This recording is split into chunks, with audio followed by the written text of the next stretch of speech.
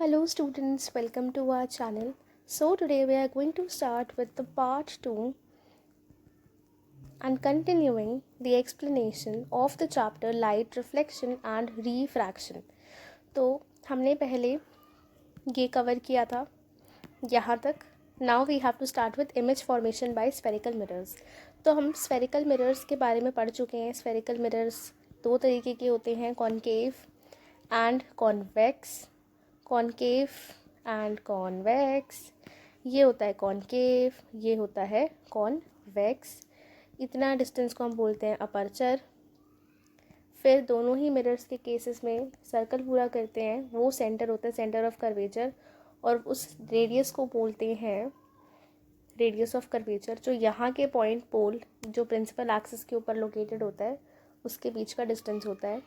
फिर जो आपका सेंटर ऑफ कर्वेचर होता है और जो रेडियस ऑफ बेसिकली जो आपका रेडियस ऑफ कर्वेचर होता है उसके बीच में जो हाफ डिस्टेंस होता है दैट इज़ योर फोकस.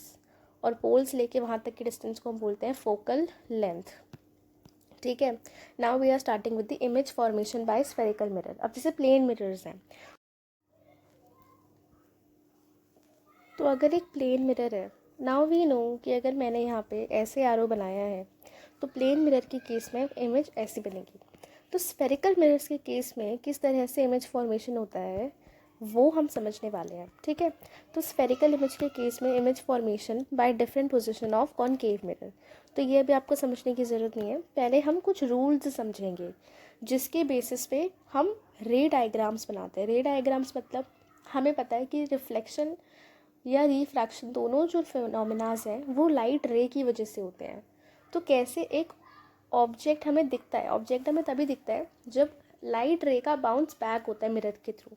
तो अब वो कैसे बाउंस बैक होता है वो हम समझेंगे. तो we study the formation of image by spherical mirror by drawing ray diagrams. तो इन्हें हम रे डायग्राम्स बोलते हैं. ठीक है. Consider an extended object of a finite distance. Basically हम पॉइंट साइज डिस्टेंस भी देखेंगे, पॉइंट सोर्स भी देखेंगे, और एक ऑब्जेक्ट जो होता है उसके बारे में भी समझेंगे. तो सबसे पहला जो रूल होता है, the intersection point of at least to reflected raise give position of image of the point. तो दो रेज आपके रिफ्लेक्टेड ज़रूरी होनी चाहिए, तभी आप जो है इमेज बना सकते हो. ठीक है. जैसे आगे आपको और अच्छे से समझ आएगा. अभी आप पहले रूल समझो. तो ये कुछ रूल्स होते हैं. ठीक है. इमेज फॉर्मेशन के पहला रूल होता है a ray parallel to principal axis after reflection. अब ये प्रिंसिपल एक्सिस है.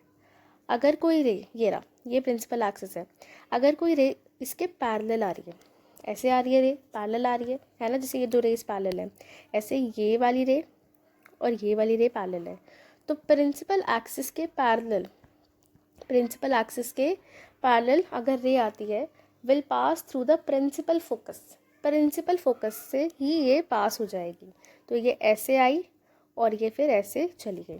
पास with through principal focus in case of concave lens और appear to diverge from the principal focus in case of convex lens. ये concave lens है. ठीक है. इसके case में ये यहाँ से आई और यहाँ चली गई. लेकिन अगर हम कॉन्वेक्स लेंस पे देखते हैं तो कॉन्वेक्स लेंस पे फोकस पीछे होता है. तो अगर यहाँ से आती है ये, तो ये अपीयर होगी कि ये फोकस से पास हो रही है. लाइक क्या होता है कि यहाँ पे ये इधर रिफ्लेक्ट करेगी, और जब हम इस लाइन को पीछे खींच के देखते हैं तो ये पाते हैं कि ये फोकस पे पास कर रही है. तो इस केस में क्या हो रहा है, ये रे यहाँ से आके यहाँ चली गई, और जब हम इसे पीछे खींचते हैं तब हमें समझ में आता है कि ये फोकस पे रे पीछे, अगर ये पीछे की तरफ आती तो फोकस पे आती है. तो इन केस ऑफ कॉनकेव ये फोकस से पास करती है, लेकिन इन केस ऑफ कॉन्वेक्स ये अपीयर होती है, appear to diverge from principal focus, कि प्रिंसिपल फोकस से दूर जा रही है, ऐसा अपीयर होता है. So this is your rule 1 कि जब भी रे जो है वो पैरेलल आती है प्रिंसिपल एक्सिस के, तो वो प्रिंसिपल फोकस से पास होता है. ठीक है. Now the second rule says a रे पासिंग थ्रू द, अगर कॉनकेव मिरर है तो उस केस में अगर कोई रे प्रिंसिपल फोकस से पास होती है तो वो पैरेलल चली जाती है प्रिंसिपल एक्सिस के. और यहीं अगर कॉन्वेक्स का केस होता है तो अगर कोई इंसिडेंट रे ऐसे आती है जो अपीयर करती है कि वो फोकस से पास हो रही है, तो वो रे फिर पैरेलल चली जाती है प्रिंसिपल फोकस के. ठीक है. तो A ray passing through the principal focus of a concave mirror or a ray which is directed towards the principal focus of a convex mirror after reflection will emerge parallel to the principal axis. Principal axis के वो parallel पास हो जाती है. तो अगर कोई रे आपकी पैरेलल आ रही है प्रिंसिपल एक्सिस के, तो वो आपकी फोकस से पास करेगी. और अगर कोई इंसिडेंट रे फोकस पर आ रही है तो वो आपकी parallel to the principal axis pass होगी. ठीक है, तो उल्टा एक दूसरे का. अब अरे through the centre of curvature of a concave mirror और directed to in the direction of centre of curvature of convex after reflection is reflected back along the same path. तो कॉन्केव और कॉन्वेक्स दोनों के cases में क्या होता है, centre of curvature से अगर पास होती है आपकी इंसिडेंट रे तो वो सेम पाथ को रिट्रेस करती है. और अगर कॉन्वेक्स है तो उस केस में ये अगर सेंटर ऑफ कर्वेचर की तरफ डायरेक्टेड होती है तो ये वापस उसी पाथ पे ही वापस आती है. दोनों मिरर्स में यही फ़र्क है क्योंकि दोनों की पॉलिशिंग साइड अलग है. इधर यहाँ पॉलिशिंग हो रखी है, इधर यहाँ पॉलिशिंग हो रखी है. तो यहाँ पे ये रिफ्लेक्टिंग सरफेस है, यहाँ पे ये रिफ्लेक्टिंग सरफेस है. तो यहाँ पे क्या होता है, मिरर के आगे फोकस और सेंटर ऑफ कर्वेचर लाई करता है, इधर मिरर के पीछे लाई करता है. थोड़ा कन्वेंशन चेंज हो जाते हैं. Now the last rule is, अगर कोई incident ray obliquely to the principal axis towards point P is the pole of the mirror. तो अगर कोई इंसिडेंट रे वहाँ पर आती है ऑन कॉन्केव मिरर और a convex mirror is reflected obliquely, मतलब angle of incidence equal to angle of reflection होता है. तो अगर पोल के सेंटर पे स्ट्राइक करती है कोई भी इंसिडेंट रे आके, तो वो जितना एंगल ऑफ इंसिडेंट से ओब्लिकली आई होती है उतनी ही ओब्लिकली एंगल ऑफ रिफ्लेक्शन से वापस जाती है. सेम होता है कॉन्वेक्स के केस में. The incident ray and reflected ray follow the laws of reflection at the point of incidence point P making equal angles with the principal axis से equal angle बनाती है. तो ये 4 रूल है और इन्हीं रूल्स को फॉलो करके हम रे डायग्राम्स पढ़ेंगे. Remember, in above cases, the law of reflection are followed. At the point of incident, the incident ray is reflected in such a way that the angle of reflection equal to the angle of incidence. देखो यहाँ हर जगह पे angle of reflection equals to angle of incidence के basis पे ही ये सारे rule बनाए गए हैं. जैसे यहाँ पे देखो, यहाँ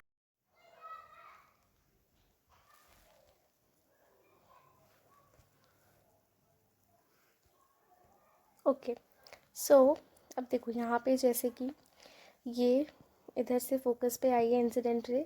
यहाँ पे अगर मैं इसके परपेंडिकुलर नॉर्मल बनाती हूँ तो यहाँ पे ये जो एंगल ऑफ इंसिडेंस है और ये जो एंगल ऑफ रिफ्लेक्ट करके गई है ये एंगल सेम होते हैं. तो ये सारे आपके लॉज ऑफ रिफ्लेक्शन फॉलो कर रही होती है, इसलिए हम इजी तरीके से बार बार आपको नापना ना पड़े एंगल ऑफ इंसिडेंस और reflection.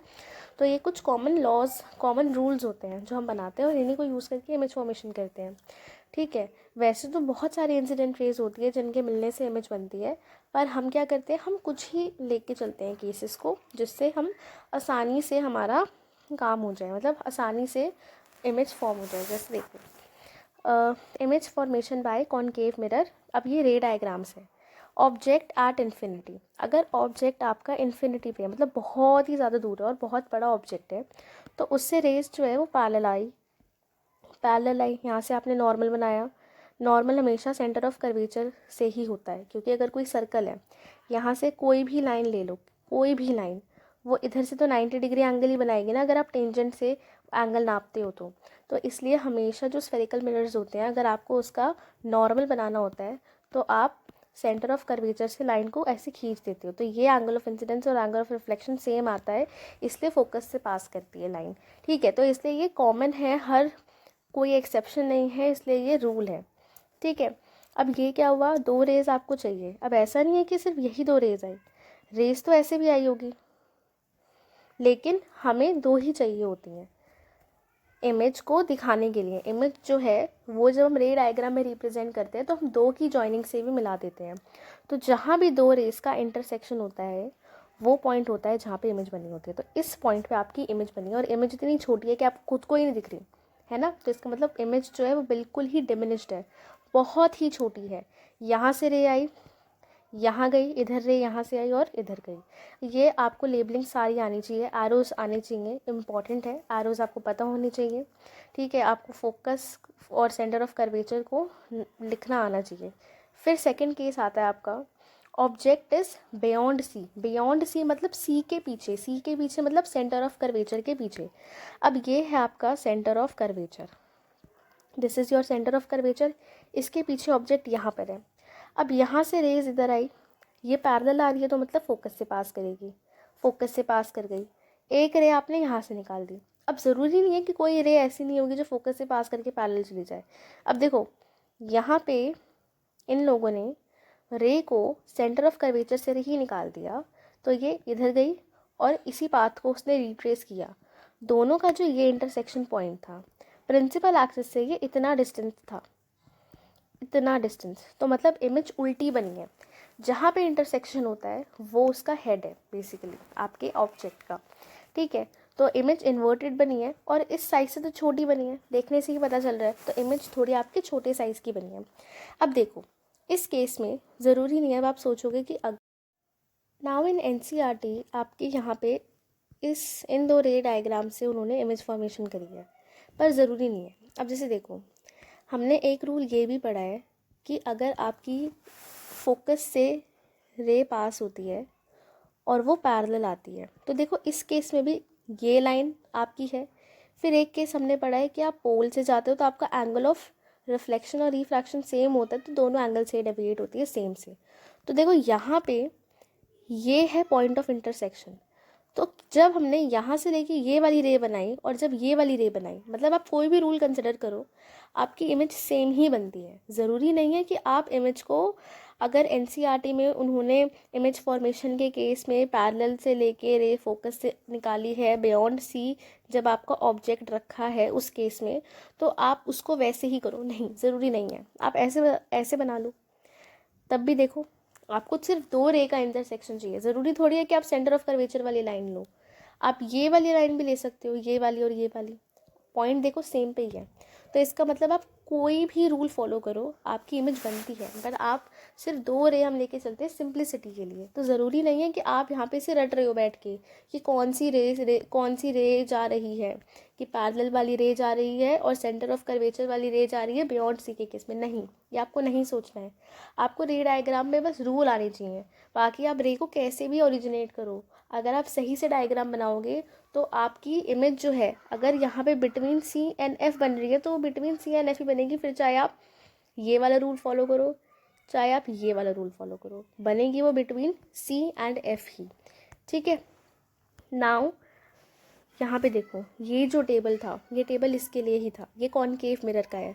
Position of object, object की पोजीशन कहाँ है, एट इन्फिनिटी, एट इन्फिनिटी है तो ऑब्जेक्ट कहाँ बना है, पोजीशन ऑफ इमेज, इमेज कहाँ बनी, at focus. Highly diminished point size, बिल्कुल पॉइंट साइज की बनी थी, दिख भी नहीं थी, बहुत ही डिमिनिश्ड थी। और रियल एंड इन्वर्टेड होती है, रियल एंड इन्वर्टेड होती है मतलब उल्टी होती है। अगर ऐसे है तो रिफ्लेक्शन के बाद ऐसे उल्टी बनी है इमेज, ठीक है, तो रियल एंड इन्वर्टेड। अगर बियॉन्ड सी, सी के पीछे, सेंटर ऑफ कर्वेचर के पीछे ऑब्जेक्ट है, तो इमेज कहाँ होती है, between C and F. Size क्या होता है इमेज का, डिमिनिश्ड, छोटी होती है, ठीक है, ऑब्जेक्ट से तो छोटी ही है। और रियल एंड इन्वर्टेड।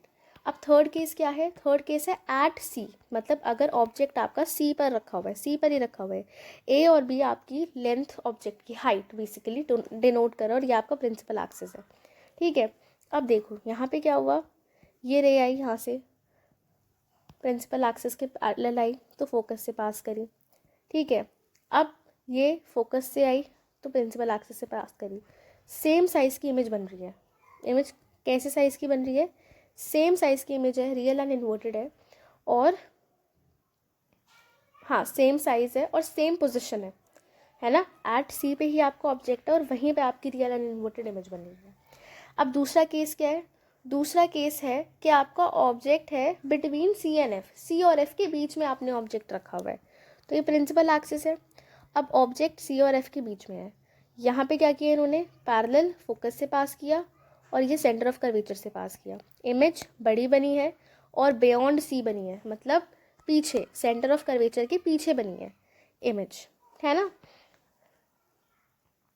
अब देखो इसमें भी आप चाहो तो अब यहाँ से ऐसे है, आप चाहो तो फोकस से निकाल के, फोकस से आपकी रे निकली फोकस से और पैरेलल जा रही है, तो भी अगर आप स्केल से बनाते हो ऐसे सीधा बनाओ तो ये देखो यहीं पे मिल रही है। वो पहले मेरी रे टेढ़ी चली गई थी क्योंकि मैं तो मतलब फ्री हैंड से ही बना रही हूँ, I am not having any scale, ठीक है।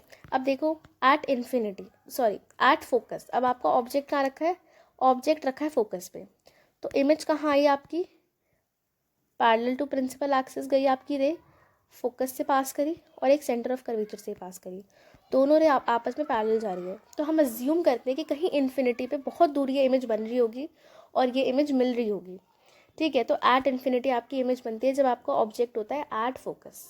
सिमिलरली अब यहाँ पे क्या होता है, सिमिलरली तो नहीं, अब क्या होता है, ऑब्जेक्ट अगर आपका फोकस और पोल के बीच में होता है तो यहाँ से आई रे इंसिडेंट रे यहाँ पे चली गई, ठीक है, और ये क्या है, सेंटर ऑफ कर्वेचर से। अब ये रे तो दूर दूर तक इसको कितना भी खींच लो कहीं नहीं मिलने वाली, पैरेलल भी नहीं है ये एक दूसरे के।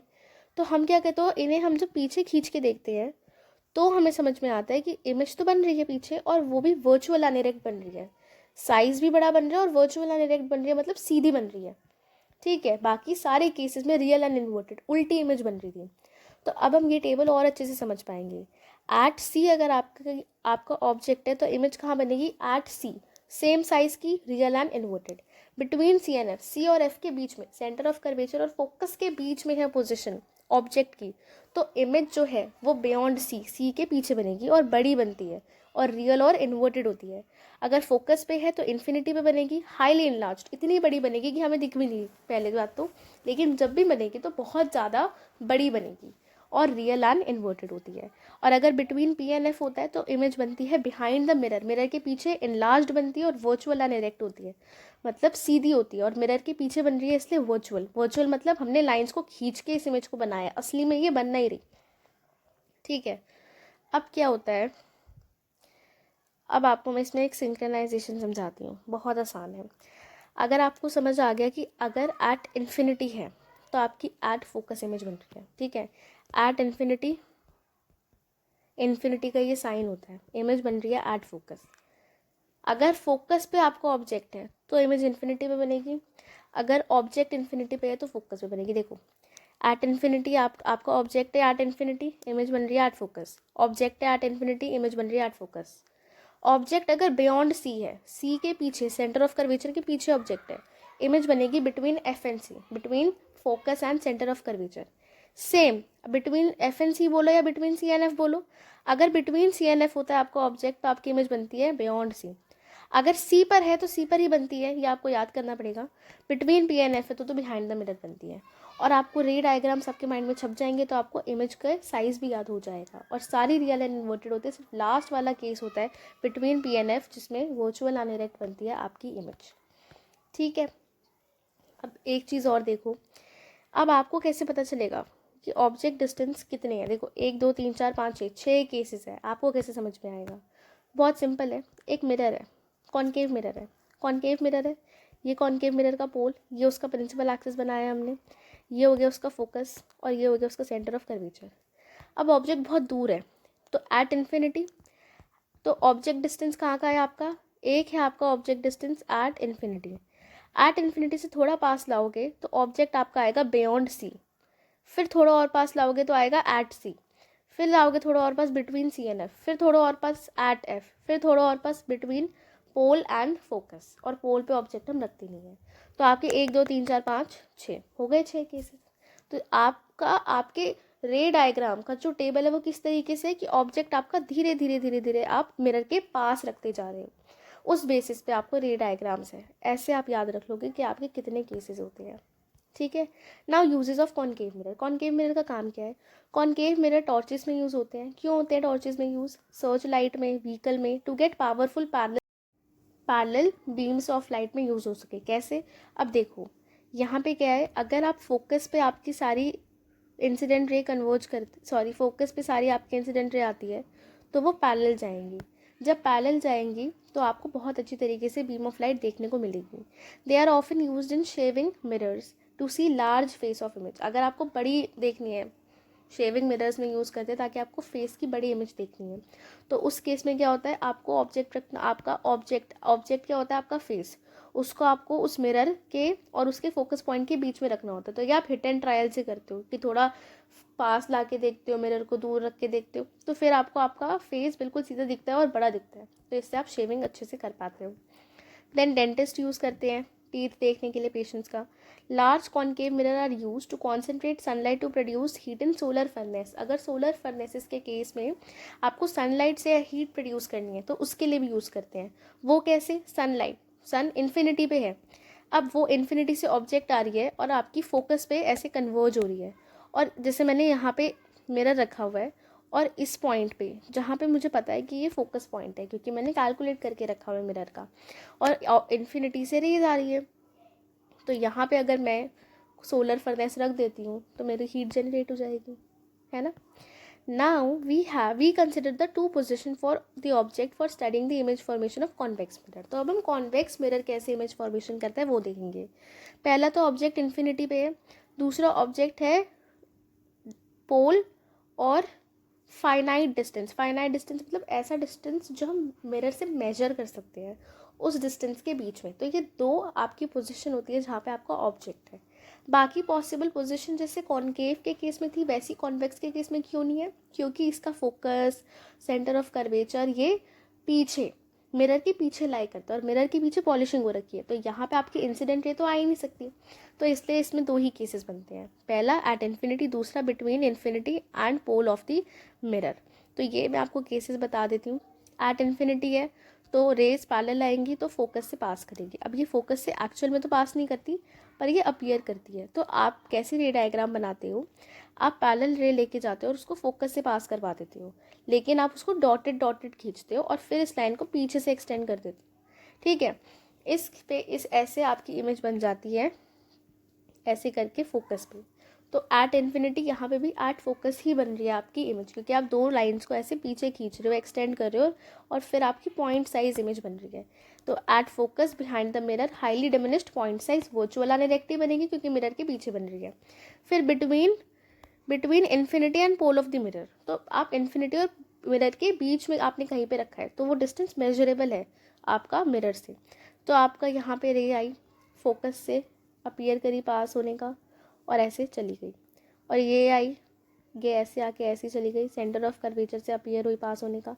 यहाँ पे इमेज बनी पर छोटी बनी, वर्चुअल अनडायरेक्ट बनी पर डिमिनिश्ड बनी। तो कॉन्वेक्स के केस में तो हम कॉन्वेक्स मिरर कहाँ कहाँ यूज़ करेंगे? तो पहले तो ये देखो, you can see a full length image of a tall building और ट्री इन कॉन्वेक्स मिरर। अगर आपको कॉन्वेक्स मिरर पूरा देखना है एक शीशे के अंदर, तो वो तो इतना बड़ा है, कोई टॉल बिल्डिंग है वो इतनी बड़ी है वो नहीं दिखेगी। आपको आगरा का फोर्ट देखना है, नहीं दिखेगा। तो आप क्या करते हो, उस छोटे मिरर को, कॉन्वेक्स मिरर को लेते हो जिससे आपकी वर्चुअल अनडायरेक्ट भी बनती है इमेज और इन्फिनिटी वाली इमेज आपको दिखती भी है, और अगर फाइनाइट डिस्टेंस वाली है तो भी आपको दिखती है। तो दोनों ही केसेस में आपको इमेज क्लियर दिखती है, ठीक है। जैसे और यूजेस ऑफ कॉन्वेक्स मिरर आप कहाँ कहाँ यूज़ करते हैं? तो रेयर व्यू मिरर जो आपका होता है, जो गाड़ियों में लगा हुआ होता है, साइड में शीशे होते हैं देखने के लिए। अब पीछे इतनी बड़ी गाड़ी है और उसकी इमेज आपको इतनी छोटी होके दिखती है ना, क्योंकि कॉन्वेक्स मिरर का केस है, और वर्चुअल डायरेक्टली दिखती है। हम यहाँ पे कॉन्केव क्यों नहीं यूज़ कर सकते, कॉन्वेक्स ही क्यों यूज़ करते हैं? क्योंकि हमें इमेज जो है वो वर्चुअल डायरेक्ट चाहिए। अब आप कहोगे कि कॉन्केव के जो लास्ट केस है बिटवीन पोल एंड फोकस, उसके केस में भी तो आपकी इमेज बिहाइंड द मिरर बनती है और वो वर्चुअल डायरेक्ट होती है। तो हम रेयर व्यू मिरर में कॉन्वेक्स ही क्यों यूज़ करते हैं? तो ऑलरेडी आपकी गाड़ी इतनी बड़ी है, मतलब पीछे जो गाड़ी आपकी चल रही है या कोई बाइक चल रही है वो ऑलरेडी बड़ी है। अगर आप प्लेन मिरर बनाते हो, लगाते हो, तो आपको तो बिल्कुल छोटा सा हिस्सा ही गाड़ी का दिखेगा, और अगर आप कॉनकेव मिरर लगा देते हो तो उस केस में तो और गड़बड़, क्योंकि उसमें वर्चुअल एंड डायरेक्ट इमेज बनती है, पर जितना ऑब्जेक्ट का साइज़ होता है, जितनी ऑब्जेक्ट की हाइट होती है, उससे बड़े साइज़ की इमेज बनती है। तो आपका तो काम वैसे ही ख़राब हो गया। तो आपको तो छोटा चाहिए ना, कोई ऐसा मिरर चाहिए जो इमेज को छोटा करे और सीधा दिखाए, तो इसलिए convex mirror. These mirrors are fitted on the sides of vehicle, enabling the driver to see the traffic behind them, him or her, to facilitate safe driving. Convex mirrors are preferred because they always give an erect image through diminished image. Also, they have a wider view as they curved outwards. तो wider view होता है. Thus, convex enable the driver to view much larger area than would possible with the plane mirror. और चाहे आप concave mirror ही क्यों ना ले लो, ठीक है। Now we have in text question define principal focus. Principal focus is जो आपका प्राइमरीली फोकस होते हैं, जिसमें सेंटर ऑफ कर्वेचर और वो सब डिफाइंड होते हैं। ये ऊपर डेफिनेशन दे रखी है, आप वहाँ से देख सकते हैं। रेडियस ऑफ कर्वेचर 20 सेंटीमीटर है, तो फोकल लेंथ कितनी होगी? फोकल लेंथ होती है आपकी r/2, तो फोकल लेंथ होगी आपकी 10 सेंटीमीटर। ठीक है। Name a mirror that give erect and enlarged image. अब देखो, कॉन्वेक्स के सारे केसेस में इमेज आपकी छोटी ही बनती है, एक में पॉइंट साइज और एक में ऑब्जेक्ट से छोटी बनती है। तो इनलार्ज किसके केस में बनती है? कॉनकेव के केस में, और वो भी एक ही के केस में, जो कि लास्ट वाला होता है between pole and focus. Why do we prefer convex as a rear view mirror in vehicle? तो ये तो आपने देख ही लिया। Now we come to the topic that is sign convention. Sign convention by spherical mirror. आपने Cartesian sign, Cartesian plane convention तो पढ़ा ही होगा, आपके 9th में पढ़ा होगा आपने, ये है ना, कि ये आपका कार्टेशियन प्लेन होता है। बेसिकली आप ग्राफ देखते हो, ये होता है आपका एक्स एक्सिस, ये होता है आपका वाई एक्सिस, ये होता है यहाँ से यहाँ तक एक्स एक्सिस का पॉजिटिव, ये होता है एक्स एक्सिस का नेगेटिव, ये होता है वाई एक्सिस का पॉजिटिव, और ये होता है वाई एक्सिस का नेगेटिव। हम क्या करते हैं, हमें साइन कन्वेंशन निकालना होता है मिरर के लिए, ताकि हम इमेज वगैरह कैलकुलेट कर सकें। तो हम क्या करते हैं, मिरर को इस पे प्लेस कर देते हैं। तो मिरर के इधर का डिस्टेंस इधर का डिस्टेंस, अगर ये और ये होता है प्रिंसिपल एक्सिस, तो हम वाई एक्सिस के अलोंग अज्यूम करते हैं कि हमारा मिरर है, एक्स एक्सिस के अलोंग हम अज्यूम करते हैं हमारा प्रिंसिपल एक्सिस है, और हमने उसके बेसिस पे कुछ रूल्स डिफाइन करे हुए हैं। ठीक है। अब देखो, जैसे कि अगर हमने the object is placed left to the mirror, अब ये मिरर है, ये वाई एक्सिस हो गया, ये मिरर है, और ये एक्स एक्सिस हो गया। ठीक है। अब यहाँ पे क्या है, एक्स एक्सिस ही आपका प्रिंसिपल एक्सिस भी है। अब देखो यहाँ पे क्या है, all the object are placed in the left of the mirror, mirror के लेफ्ट में रखते हैं। तो हम डिस्टेंस मेजर कर रहे हैं, तो डिस्टेंस तो आप नीचे से भी मेजर करोगे ना, तो आप इस साइड से मेजर करोगे। तो जब भी आप डिस्टेंस देखते हो तो डिस्टेंस हमेशा आपका नेगेटिव आता है। इन केस ऑफ यू आपका हमेशा नेगेटिव होता है, फिर चाहे कॉनकेव मिरर हो चाहे कॉन्वेक्स मिरर हो। तो this implies that light from the object falls on the mirror from the left hand side. The distance parallel to the principal axis are measured from the pole. Distance जो parallel है principal axis के, वो आप pole से measure करते हो। जैसे कि height of object, तो ये आप यहाँ से देख रहे हो, तो ये distance parallel है principal axis के। और हाइट, तो हाइट आप कहाँ से देख रहे हो? हाइट यहाँ से ही तो देखोगे, ये यहाँ से कितना लंबा है, तो आप यहाँ से ही तो इसे लाइन खींच के देखोगे। तो पोल है, पोल ये प्रिंसिपल एक्सिस है, इसके पैरेलली तो है ये डिस्टेंस, तो आप इसको मेजर करते हो पोल वाली साइड से, यानी कि इस वाली साइड से। ठीक है। All the distance measured from the right are taken as positive negative. Distance perpendicular मतलब कि प्रिंसिपल एक्सिस के ऊपर, परपेंडिकुलर में आपने मिरर रखा हुआ है, परपेंडिकुलर के ऊपर distance measured perpendicular to above the principal axis, perpendicular to above the principal axis is positive, below is negative. बस यही तो है आपके लास्ट 2 साइन कन्वेंशन। ठीक है। इसी के बेसिस पे हमने डिफाइन किया है मिरर फॉर्मूला और मैग्निफिकेशन। मिरर फॉर्मूला इज, अब देखो मिरर फॉर्मूला में क्या होता है, the distance of the object from pole is called object distance. तो डिस्टेंस हम नीचे से मेजर करते हैं बेसिकली ऑब्जेक्ट के, तो हम यहाँ से मेजर करते हैं डिस्टेंस, तो इसलिए डिस्टेंस हमेशा नेगेटिव होता है। हाइट आपकी इस केस में पॉजिटिव होती है, क्योंकि हाइट आप यहाँ से मेजर कर रहे हो। इमेज अगर आपकी रियल एंड इन्वर्टेड बनी है, तो इमेज आपकी हाइट जो होती है आपकी वो नेगेटिव होती है इन case of real and inverted image. ठीक है। तो अब डिस्टेंस जो ऑब्जेक्ट का है पोल से, उसे हम बोलते हैं object distance. Distance of image from the pole of the mirror is image distance. और प्रिंसिपल फोकस का तो हमें पता है ये फोकल लेंथ होता है आपका, है ना। इन तीन के बीच में रिलेशनशिप होता है 1/v + 1/u = 1/f। ठीक है। और ये सब हम कार्टेशियन पे के अकॉर्डिंग इसके साइन कन्वेंशन से करके फॉर्मूला यूज़ करके, v पता होता है, u पता होता है तो f निकालते हैं, f और u पता होता है तो v निकालते हैं, या v और f पता होता है तो u निकालते हैं। अब आता है मैग्निफिकेशन। मैग्निफिकेशन मतलब magnification produce by spherical mirror gives the relative extent to the image of height of image of object with respect to the object size. मतलब कि पहले ऑब्जेक्ट कितने साइज़ का था, अब ऑब्जेक्ट का साइज़ कितना हो गया है। जैसे हमने पढ़ा कि इमेज जो है वो छोटी बनती है कुछ केसेस में बड़ी बनती है कॉनकेव के, और कॉन्वेक्स के केस में तो दोनों में ही छोटी इमेज बनती है। पर कितनी छोटी, ऑब्जेक्ट डिस्टेंस से कितनी छोटी, एग्जैक्ट वैल्यू कैसे कैलकुलेट करो, पता तो है छोटी बनती है या बड़ी बनती है, पर हम कैलकुलेट कैसे करेंगे, तो मैग्नीफिकेशन होता है। मैग्नीफिकेशन मतलब कितनी इमेज मैग्नीफाइड हुई है, मतलब अगर ऑब्जेक्ट इतना है, इमेज इतनी बड़ी हो गई, इतनी बड़ी हो गई, तो ये इससे हम मैग्नीफिकेशन जो होता है height of image by height of object, इससे हम पता लगा सकते हैं कि कितना मैग्नीफाई, कितना बड़ा हुआ है, बड़ी हुई है आपकी हाइट ऑफ इमेज। तो if height of image is h dash and height of object is h, तो magnification is height of image by height of object, that is m h dash by h dash. इसका एक और relation होता है जिसको magnification height of image by height of object minus v by u भी लिखते हैं, ये आपको याद करना पड़ेगा। You may note that height is taken positive as the object is usually placed above the principal axis, क्योंकि वो प्रिंसिपल एक्सिस के ऊपर रखा है। और height of image should be taken positive for the virtual images, ठीक है। Virtual images जो होती है उसके लिए हाइट ऑफ इमेज आपकी पॉजिटिव आती है, हाउएवर नेगेटिव होती है रियल इमेज के लिए। क्यों? क्योंकि रियल इमेज के लिए इमेज ऐसे बन रही है, तो आप यहाँ से डिस्टेंस मेजर कर रहे हो, सामने का वाई एक्सिस का देख रहे हो, तो नीचे वाई एक्सिस आपका नेगेटिव होता है। जबकि अगर आपकी इमेज यहाँ बन रही है, वर्चुअल एंड इरेक्ट के केस में ऑब्जेक्ट की इमेज यहाँ बन रही है, तो आप यहाँ से डिस्टेंस देखोगे, ये यहाँ से हाइट देखोगे, मेजर करोगे, और ये वाली हाइट देखोगे, और ये वाली साइड से जो लेंथ होगी वो पॉजिटिव है, ठीक है।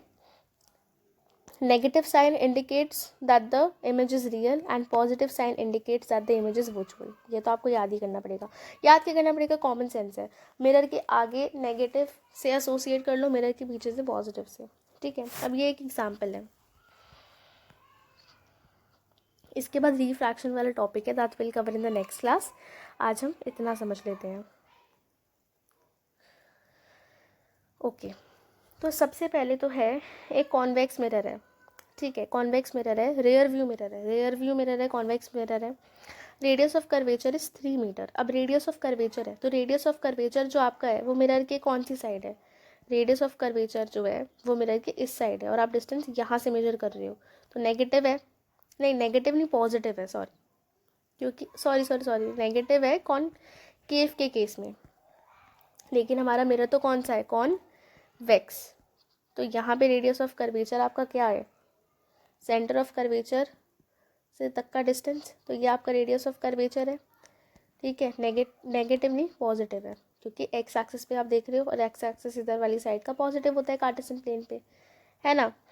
अब उसके बाद object distance, if a bus is located at 5 metre away from this mirror, 5 metre away आपका क्या है? 5 मीटर अवे आपका बस है, ठीक है। तो पोजीशन, नेचर और साइज बता दो इमेज का। अब देखो ऑब्जेक्ट डिस्टेंस आपका नेगेटिव होगा, ये आपको समझ में आ गया। अब फोकल लेंथ कितनी होगी? आप 3 को डिवाइड बाई 2 करो, 1.5 मीटर रहेगी। अब 1/v plus 1/u equals to 1/f करोगे। अब आपको 1/v निकालना है, तो वो क्या होगा? 1/f minus 1/u। अब f कितना है? 1.5 माइनस 1/3, 3 था नहीं 5 है। अब 5 में भी क्या है? -5 है, तो -5, और फोकल लेंथ आपकी माइनस होगी प्लस होगी? फोकल लेंथ प्लस होगी, क्योंकि आपका पीछे है इसमें फोकस। ये माइनस माइनस प्लस, तो 1/1.5 प्लस 1/5। इसको आप सॉल्व करोगे तो आपका ये रहा आंसर आएगा। एलसीएम लेके कैलकुलेट करोगे तो v की वैल्यू आ जाएगी 1.15 मीटर, ठीक है। तो इमेज आपको डिस्टेंस पता चल गया कि मिरर के इतने डिस्टेंस पीछे बढ़ेगी। अब आप मैग्नीफिकेशन निकालोगे, magnification is height of image by height of object, पर आपको दोनों में से कुछ नहीं पता, पर आपको ये पता है this is equals to minus v/u, और आपको v पता है, u पता है। v आपका पॉजिटिव आया है, बट स्टिल आप माइनस साइन उसका फॉर्मूला का कंसिडर करोगे, और यहाँ पे आप माइनस साइन किसका कंसिडर करोगे? क्योंकि आपका ऑब्जेक्ट ही माइनस पे, तो माइनस से माइनस कैंसिल, मैग्नीफिकेशन 0.23, मतलब 1 से भी कम मैग्नीफिकेशन। अगर 1 है मैग्नीफिकेशन, देखो अगर आपकी magnification is height of image by height of object, अगर आपकी मैग्नीफिकेशन 1 है, मतलब कि आपका height of image equals to height of object. अब यह मैग्नीफिकेशन 0.23 है, मतलब ये 0.23 स्मॉल है, मतलब 0.23 into height of object equals to height of image. एक सेकेंड, कुछ गलत कर दिया क्या? नहीं, सही तो है। तो द वर्चुअल और इमेज क्या है? Virtual and direct and smaller in size by factor of 0.3, 0.3 factor से ये छोटी है हाइट ऑफ इमेज, ठीक है।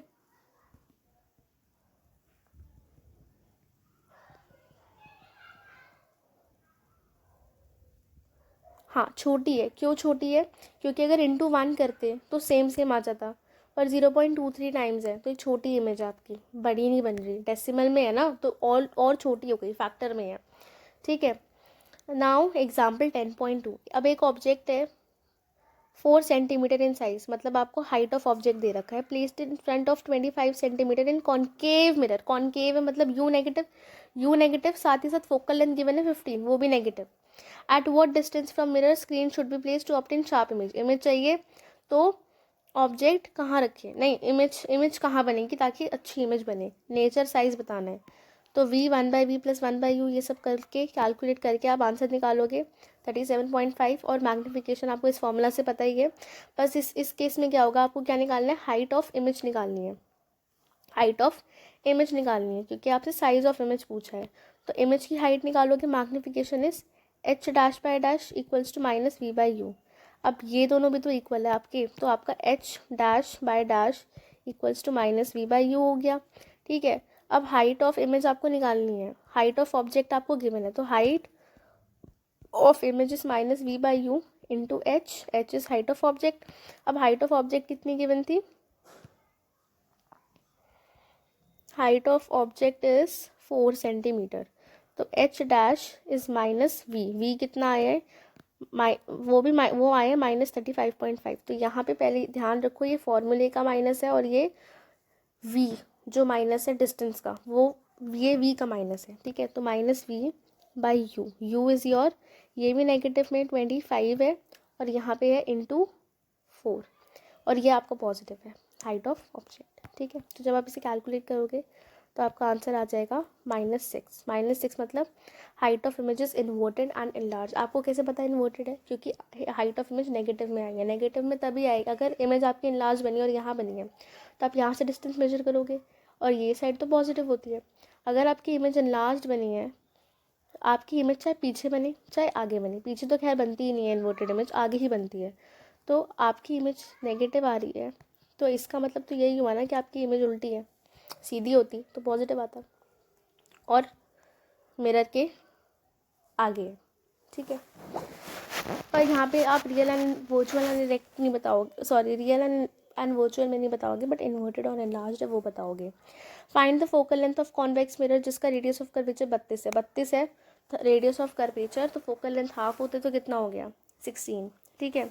Concave mirror produce 3 times magnified image, एक कॉन्केव मिरर है, ठीक है, 3 टाइम्स मैग्नीफाइड इमेज प्रोड्यूस कर रहा है, मतलब मैग्नीफिकेशन 3 है अगर ऑब्जेक्ट डिस्टेंस 10 होता है, तो where is the image located, image कहाँ लोकेटेड करे, तो मैग्नीफिकेशन इज -v/u, v निकालना है, मैग्नीफिकेशन इज 3 -v/10, v इज -30 सेंटीमीटर, ठीक है। With this we have completed the first part of the chapter, that is reflection. Basically 2 parts हो गए, क्योंकि एक आपका स्फेरिकल मिरर था, रिफ्लेक्शन था बाय मिरर्स, ये सब कंप्लीट हो गया। नेक्स्ट अब ज़्यादा कुछ बचा भी नहीं है, रिफ्रैक्शन बचा है जनरली आपका, फिर लेंसेज बचे हैं, and with that we will be completing our chapter. तो 1 या 2 लेक्चर और लगेंगे इसमें, बाकी ज़्यादा नहीं लगेंगे। With this we have completed the first part of the most of the part of the chapter, major part, that is reflection, and I hope you like the video. If you have any doubts, just let me know in the comment section, and bye.